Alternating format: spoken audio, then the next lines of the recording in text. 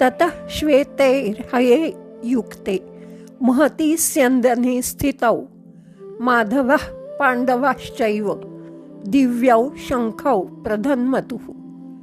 पाञ्चजन्यं ऋषिकेशो देवदत्तं धनञ्जयः पौण्ड्रं दद्मौ महाशङ्खं भीमकर्मा वृकोदरः। अनन्तविजयं राजा कुन्तीपुत्रो युधिष्ठिरः नकुलः सहदेवश्च सुघोष मणिपुष्पकौ। नंतर ज्याला पांढरे शुभ्र घोडे जोडलेले आहेत अशा थोर रथात असलेल्या भगवान श्रीकृष्ण आणि अर्जुन या दोघांनी आपल्या दिव्य शंखांचा नाद केला। भगवान श्रीकृष्णांनी आपला पांचजन्य शंख फुंकला आणि अर्जुनांनी आपला देवदत्त शंख वाजवला। अचाट कर्म करणाऱ्या बलशाली भीमानी आपला पौंड्र नामाचा शंखाचा नाद केला। कुंतीपुत्र युधिष्ठिरांनी आपला अनंत विजय नावाचा शंख वाजवला आणि नकुल सहदेव यांनी आपले सुघोष मणिपुष्पक या नावाचे शंख फुंकले। हे सगळं वर्णन संजय धृतराष्ट्राला करताना म्हणाला की महाराज, आत्तापर्यंत कौरव सैन्यात होत असलेला भयंकर ध्वनीबद्दल मी तुम्हाला सांगितलं।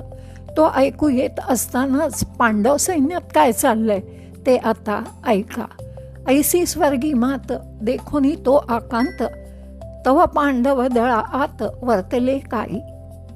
महाराज, ज्या रथावर बसून युद्ध केले की विजय निश्चित आहे, किंवा जो थोर तेजाच्या कोठाराप्रमाणे अतिदैदिप्यमान आहे, ज्याला गरुडासारखे वेगवान असलेले 4 घोडे झुंपले आहेत, किंवा जो पंख असलेल्या मेरू पर्वताप्रमाणे दिसत होता, ज्याच्या तेजाने सर्व दिशा भरून गेल्या होता, असा अर्जुनाचा रथ पांडव सैन्याच्या इथे उभा आहे। जेथ अश्ववाहक आपण वैकुंठीचा राणा जाण, तया रथाचे गुण काय वर्णू। त्या रथाचे वर्णन मी काय करू महाराज। त्या रथाच्या ध्वजस्तंभावर मूर्तिमंत शंकराचा अवतार असा मारुती बसला आहे आणि सारथी तर साक्षात शारंगधर श्रीकृष्ण आहेत। देखा नवल त्या प्रभूंचे अद्भुत प्रेम भक्ताचे, जे सारथ्य पार्थाचे करीत असे। पायिक पाठीशी घातला आपण पुढा राहिला, तेणे पांचजन्य अस्फुरिला अवलीळाची। संजय म्हणतो, सेवकाला पाठीशी घालून स्वतः जगजेठी पुढे उभा आहे। श्रीकृष्णांनी आपल्या लीलेनी पांचजन्य शंख फुंकला। त्याचा ध्वनी इतका मोठा होता की सूर्योदय झाल्यावर जसा नक्षत्रांचा लोप होतो तसा कौरव सैन्याचा आवाज जणू गायबच झाला।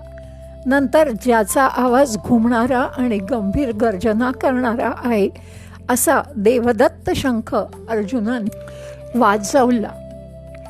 पांचजन्य आणि देवदत्त या दोन्ही शंखांचे भयंकर शब्द जेव्हा एकत्र मिसळले तेव्हा आता ब्रह्मांडाचे जणू काही तुकडेच होणार की काय असं वाटायला लागलं। ते दोन्ही शब्द अचाट मिनले एकवट तेथ ब्रह्मकटाह शतकुट हो पाहत असे।